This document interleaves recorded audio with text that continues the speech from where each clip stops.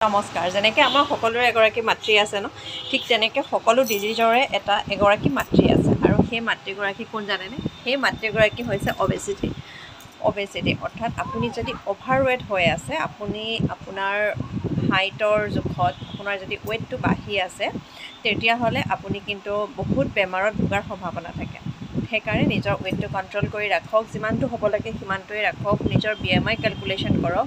BMI কেলকুলেশ্যনৰ ফৰ্মুলাটো মই স্ক্ৰীণত দি দিছোঁ। সেই স্ক্ৰীণত দি দিয়া ফৰ্মুলাটো মতে চাই আপুনি ৱেইট আৰু হাইট ইয়াতে পুট কৰি পেলাই চাব। আপোনাৰ যদি 25তকৈ বেছি থাকে BMI, তেতিয়াহ'লে আপুনি অভাৰৱেটত পৰিব। আৰু যদি আপুনি 30+ হৈ গৈছে BMI, তেতিয়াহ'লে আপুনি অবেচিটিত পৰি আছে আৰু আপুনি বহুত ধৰণৰ বেমাৰত ভোগাৰ সম্ভাৱনা থাকে। সেইকাৰণে নিজৰ ৱেইটটো কণ্ট্ৰল ৰাখক।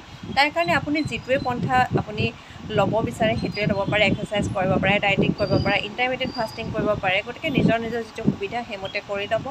খোৱা বোৱা টাইমলি কৰিব। খোৱা বোৱা ৰুটিনখন নিজে বনাই ল'ব আপোনালোকৰ সুবিধা মতে। খালি আপোনালোকে ৱেইটটো কণ্ট্ৰল কৰিব আৰু নিজৰ ৱেইটটো যাতে অবেচিটিৰ ফালে নাযায় সেইটো মন কৰিব। তেতিয়া বহুত বেমাৰৰ পৰা আপোনালোকে বাচি থাকিব পাৰিব। Thank U.